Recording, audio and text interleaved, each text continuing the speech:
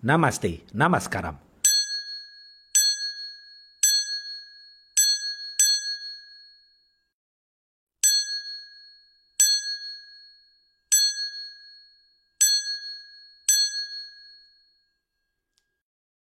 Halo Movie Rangers, apa kabar kalian semua? Semoga doa-doa kita segera dikabulkan dan kita tetap diberikan istiqomah dalam berdoa. Hari ini Bang Jedar akan menceritakan film berbahasa Malayalam yang berjudul Safe. Film ini dibintangi oleh aktor Mollywood Anusri dan disutradarai oleh Pradip Kalipurayat. Film ini bercerita tentang perjuangan seorang wanita dalam menegakkan keadilan untuk para korban kekerasan seksual. Oke, langsung aja, put your headset on and listen to me.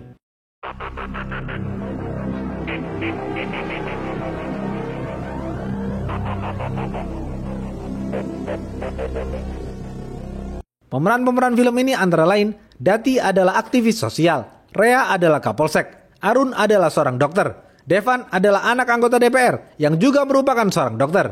Daran adalah seorang duda yang mempunyai dua anak gadis bernama Sweta dan Rea. Sejak kematian sang istri, Daran hanya mempunyai Sweta dan Rea yang menemani kesehariannya. Daran sangat menyayangi Sweta dan Rea. Mereka bertiga hidup bahagia.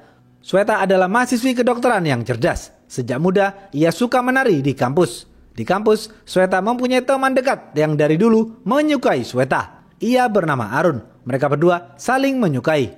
Suatu hari, Sweta tampil sebagai penari di acara kampusnya. Seusai acara, Sweta memeluk Arun lalu masuk ke dalam kamar ganti.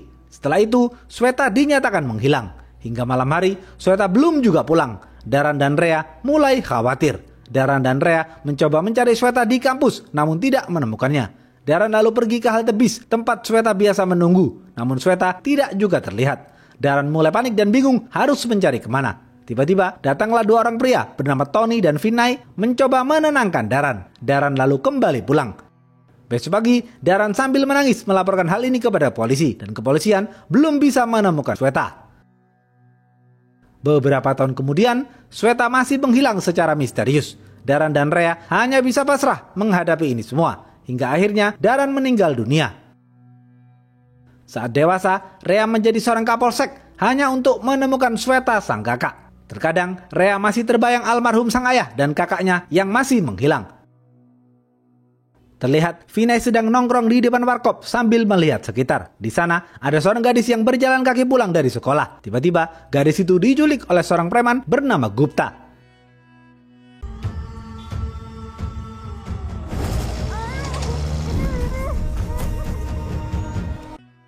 Di sebuah desa, seorang ayah yang sudah mabuk berat pulang ke rumahnya. Setibanya di rumah, sang ayah mencoba memperkaos anak tirinya bernama Sarah. Sang ibu yang bernama Aminah berjalan kaki pulang dari pasar. Melihat sang suami yang ingin menodai anak kandungnya, Aminah marah besar kepadanya.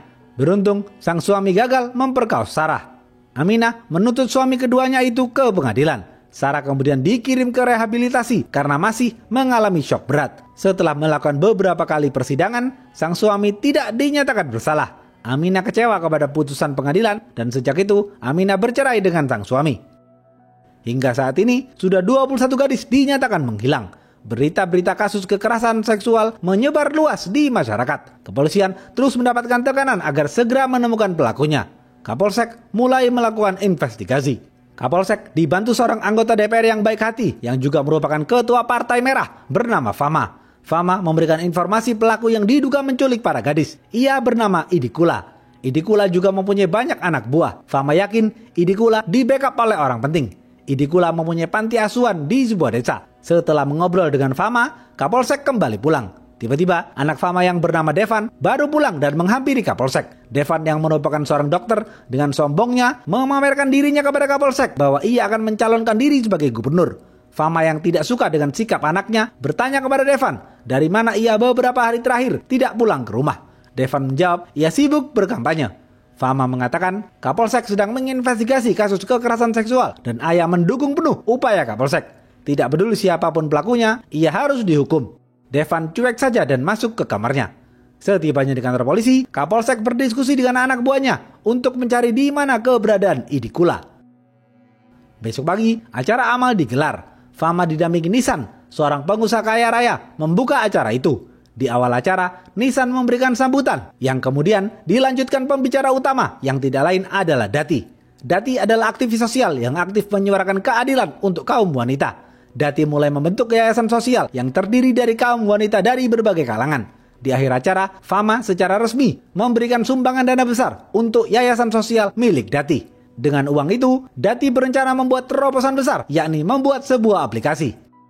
Di yayasan Dati, Dati mempunyai beberapa anggota, di antaranya ada Sika, yang merupakan pelatih bela diri dan juga anggota Moge, Dasan juga merupakan anggota Moge, Fani yang merupakan seorang wartawan pemberani, Faiza yang merupakan ahli IT, dan masih banyak lagi.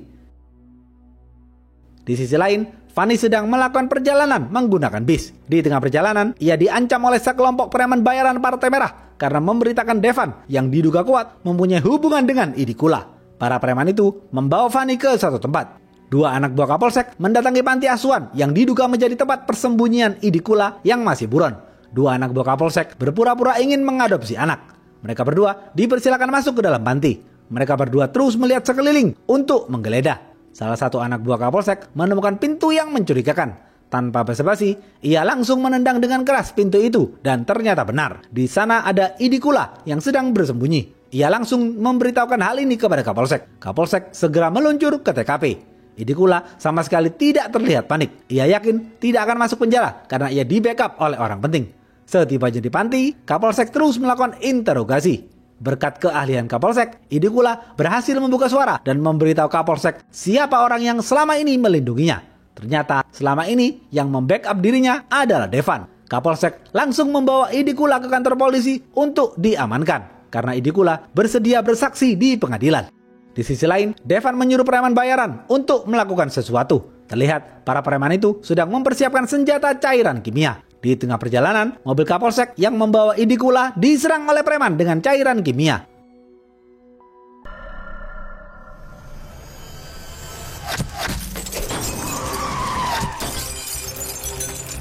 Sontak, anak buah Kapolsek berusaha melindungi Kapolsek yang terkena cairan kimia. Beberapa menit kemudian, para preman itu kabur melarikan diri. Saat anak buah Kapolsek melihat ke belakang, ternyata Idikula tewas ditusuk para preman itu. Kapolsek kemudian dilarikan ke rumah sakit. Beberapa jam kemudian, Kapolsek sadarkan diri. Ia dijenguk oleh Devan. Devan mengatakan kepada Kapolsek agar tidak mengambil resiko besar dalam kasus ini. Devan kemudian keluar ruangan. Kebetulan di rumah sakit itu, Devan bertemu dengan teman sekampusnya bernama Dr. Arun. Devan memberitahu Arun bahwa baru saja ia menjenguk adik kandung Sweta, teman seangkatan saat kuliah dahulu. Arun baru tahu bahwa Kapolsek adalah adik kandung Sweta. Di sisi lain, seorang dokter sedang mengobati luka ringan di tangan Dati karena Dati berhasil menyelamatkan Fani dari penculikan preman. Dati kemudian mengobrol dengan Arun karena Arun adalah salah satu penyumbang dana di yayasan milik Dati. Arun sangat menyukai Dati karena Dati adalah sosok wanita cerdas dan pemberani. Dati juga kagum dengan kebaikan Dr. Arun. Dati kemudian kembali ke markasnya dan berkumpul bersama timnya untuk mempersiapkan launching aplikasi yang mereka buat bernama Safe. Para wartawan terus mencecar Fama mengenai keterkaitan Devan anaknya dengan Idikula. Fama yang tidak tahu apa-apa mengenai hal ini merasa malu. Fama juga terus ditekan oleh Partai Merah. Dati menjadi pembicara utama di sebuah acara internasional terkemuka. Di acara itu, Dati menjelaskan betapa pentingnya keamanan bagi para wanita. Karena itu, Dati membuat sebuah aplikasi bernama Safe untuk menjaga para wanita dari penjahat. Dengan aplikasi Safe, para wanita dengan cepat dan mudah bisa melaporkan secara langsung jika mereka dalam bahaya, agar para wanita tidak takut lagi untuk beraktivitas di luar rumah. Para wanita dapat menekan tombol merah yang terhubung langsung ke pusat markas Safe, dan para anggota Safe akan segera merespon. Di acara itu, Dati juga mengatakan kepada para audiens bahwa aplikasi Safe bisa di-download di Play Store sekarang juga. Acara launching aplikasi Safe berjalan lancar dan banyak orang yang mengunduh aplikasi Safe. Para wanita pegawai Dati dibuat sibuk karena semakin hari semakin banyak para wanita yang bergabung dalam perusahaan startup milik Dati. Aminah dan Sarah juga ikut bergabung. Vinay memantau semua kegiatan para wanita itu dari kejauhan. Arun menemui Dati untuk memberikan sumbangan kepada yayasan Dati. Dati dengan senang hati menerimanya. Beberapa hari kemudian, Fama meninggal dunia akibat serangan jantung. Kapolsek dan masyarakat sangat kehilangan Fama yang dikenal baik hati. Partai Merah menggelar rapat dan berdiskusi untuk mencari pengganti Fama. Terlihat Devan sangat terobsesi untuk menggantikan ayahnya menjadi ketua partai karena Devan akan mencalonkan diri sebagai gubernur. wakil ketua partai masih ragu dengan kapabilitas Devan. Fani terus mencecar Devan dengan pertanyaan mengenai hubungan dirinya dengan Idikula. Devan juga mengancam akan mencelakakan Fani jika Fani terus memberitakan tentang hal itu. Karena sudah mengumpulkan bukti dan saksi, Kapolsek mendapatkan izin dari pengadilan untuk menangkap Devan. Kapolsek dan anak buahnya dengan cepat mendatangi rumah Devan. Setibanya di sana, Devan tidak berada di rumahnya. Kapolsek memerintahkan anak buahnya untuk mengambil rekaman CCTV di dalam rumah. Tapi ternyata rekaman itu sudah menghilang. Namun ada satu CCTV di halaman depan yang berhasil diambil Kapolsek. Sesampainya di kantor polisi, Kapolsek langsung melihat rekaman itu. Ternyata di rekaman CCTV itu terlihat seorang wanita yang wajahnya mirip Sweta menculik Devan. Kapolsek kaget melihat hal itu.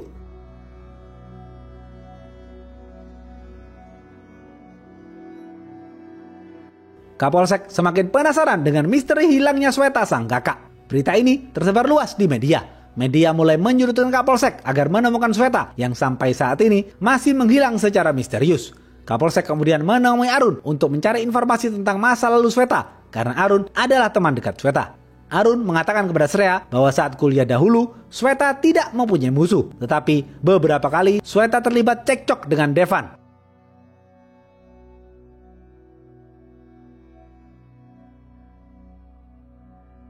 Sweta dan Devan dikenal keras kepala.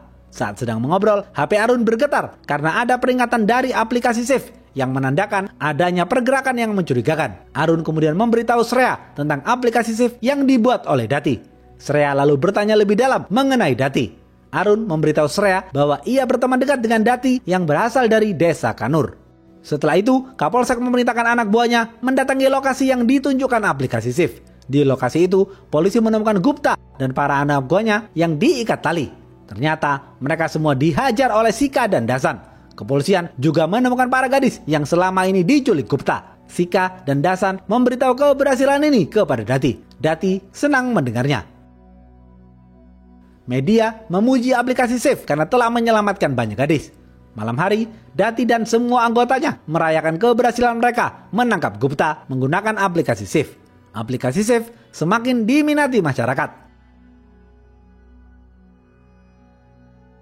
Beberapa hari kemudian, viral sebuah video pengakuan Devan yang mengatakan bahwa dialah yang membunuh Idikula untuk menghilangkan jejak. Media terus menekan Partai Merah dan mempertanyakan di mana keberadaan Devan yang masih menghilang. Sedangkan Partai Merah terus mendesak Kapolsek untuk menemukan Devan. Shreya mendatangi rumah Dati di desa Kanur untuk mencari tahu siapa sebenarnya Dati. Shreya penasaran mengapa Dati begitu lantang dalam melindungi para wanita. Setibanya di desa Kanur, Shreya mendatangi rumah Dati. Di sana, ia bertemu dengan nenek Dati. Nenek Dati menceritakan masa kecil Dati dahulu. Nenek Dati mengatakan, ibu Dati sudah meninggal dunia beberapa tahun lalu, sedangkan ayah Dati sedang berada di luar kota. Ayah Dati merupakan mantan anggota militer. Malam hari, IT staff Dati bernama Faiza memesan taksi online untuk pergi ke markas karena ada keperluan. Setelah masuk taksi, Faiza terlihat kelelahan dan tidur sejenak. Namun sang supir berniat jahat dan ingin memperkaos Faiza. Terlihat HP Faiza lowbat dan mati. Sang supir mematikan HP-nya agar tidak terdeteksi. Sang supir kemudian membawa Faiza ke daerah sepi.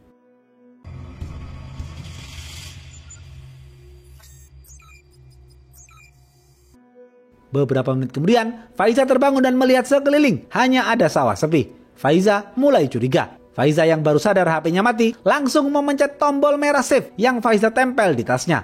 Di markas Dati, para anggota menerima tanda bahaya Faiza dan langsung meresponnya. Mereka berhasil menemukan lokasi Faiza. Anggota Dati meminta tolong kepada anggota lain yang menjadi penyiar radio untuk menyebarkan berita ini. Berita ini lalu direspon oleh orang-orang yang menggunakan aplikasi Safe yang sedang berada dekat dengan lokasi Faiza. Terlihat seorang bapak menghentikan taksi yang ditumpangi Faiza. Sang bapak memaksa supir untuk menyalakan HP-nya karena jika tidak, sang bapak akan melaporkan supir itu kepada perusahaan taksi online. Sang supir ketakutan dan menurut saja. Dati dan para anggotanya senang karena berhasil menggagalkan upaya kejahatan itu. Di sisi lain, seorang wanita bernama Nitya menggunakan kereta api untuk kembali pulang. Saat kereta sudah jalan, Nitya baru sadar ternyata di dalam gerbong itu hanya Nitya, wanita satu-satunya. Para lelaki yang ada di gerbong itu mulai mendekati Nitya. Nitya panik dan langsung memencet tombol merah yang ia tempel di gantungan kuncinya. Markas Dati merespon tanda bahaya Nitya, namun mereka tidak bisa mendeteksi lokasi sinyal HP Nitya karena Nitya berada di kereta api. Dati memerlukan Faiza untuk menghack nomor handphone yang berada di sekitar Nitya. Beruntung Faiza tiba tepat waktu di markas. Faiza kemudian menyalakan komputernya dan mulai menelusuri tower dekat kereta api. Dati juga meminta tolong kepada Dasan dan Arun untuk mengejar kereta itu. Faiza terus mencari tower terdekat dengan kereta api yang Nitya tumpangi. Faiza ingin mendapatkan semua informasi handphone yang berada di dekat Nitya. Setelah berhasil menemukannya, Faiza mengirim SMS kepada handphone para pria yang berada di dekat Nitya dan mengatakan bahwa mereka semua berada dalam pantauan kepolisian. Mereka semua akan ditangkap jika menyentuh Nitya. Setelah membaca SMS itu, para pria ketakutan dan menjauhi Nitya. Saat kereta berhenti di stasiun berikutnya, Arun dan Dasan berhasil menyelamatkan Nitya. Setelah itu, Arun mengabarkan Dati. Dati dan para anggota di markasnya senang karena berhasil menggagalkan upaya kejahatan itu.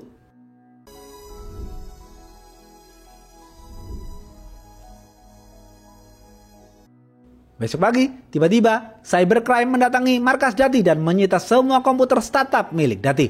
Dati langsung mendatangi kantor cybercrime dan berusaha membela diri, namun Dati tidak bisa mengelak. Karena tadi malam, Dati melakukan aktivitas ilegal dengan menghack tower di dekat kereta api. Kepolisian merasa dibodohi oleh Dati. Kapolsek juga memandang sinis Dati yang berhasil bertindak selangkah di depan polisi. Dati mendapatkan banyak dukungan dari masyarakat dan partai oposisi untuk mencalonkan diri menjadi wali kota. Setelah berpikir matang, Dati siap untuk mencalonkan diri. Para anggota Startup Safe senang mendengar hal itu dan mendukung penuh pencalonan Dati. Jika Dati menang, Dati dengan mudah dapat membuat aturan untuk mengurangi kejahatan kekerasan seksual. Para anggota kemudian bekerja untuk memulai kampanye. Dengan banyaknya testimoni pengguna aplikasi Safe, Dati semakin didukung banyak kalangan. Nissan akan mendukung pencalonan Dati. Para pemimpin agama juga mendukung penuh pencalonan Dati. Beberapa bulan kemudian, pemilu dilaksanakan. Masyarakat berbondong-bondong mendatangi TPU. Sore hari, masyarakat menunggu hasil quick count di televisi.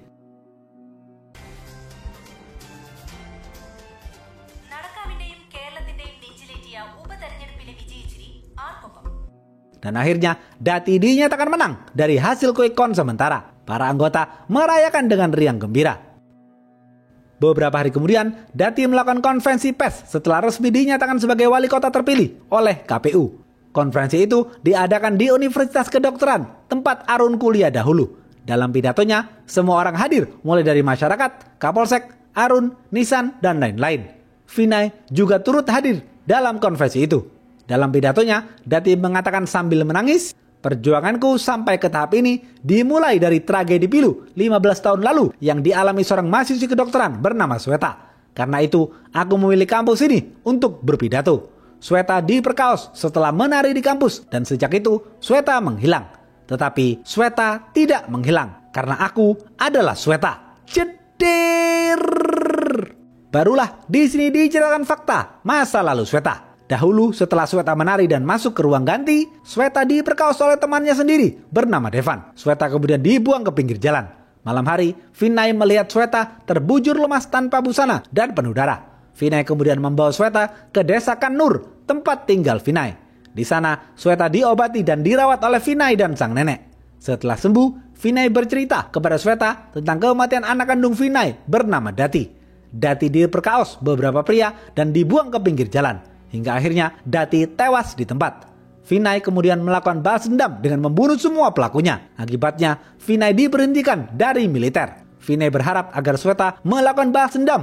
Namun Vinay menyuruh Sweta melakukan balas dendam yang lebih elegan. Sweta mulai bangkit dan berlatih fisik dan mental bersama Vinay.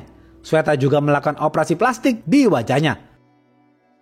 Vinay dan sang nenek sepakat untuk mengganti nama Sweta menjadi Dati.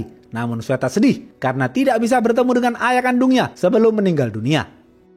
Semua orang kaget mendengar cerita itu, namun Arun senang karena ternyata Dati adalah Sweta yang ia cintai. Dati juga berjanji akan terus menyuarakan keadilan untuk kaum wanita. Seusai pidato, Dati kemudian turun dari panggung dan berjalan mendekati Shreya. Shreya hanya terdiam membisu dan langsung memegang erat tangan Sweta sang kakak. Mereka berdua saling menatap dan meneteskan air mata.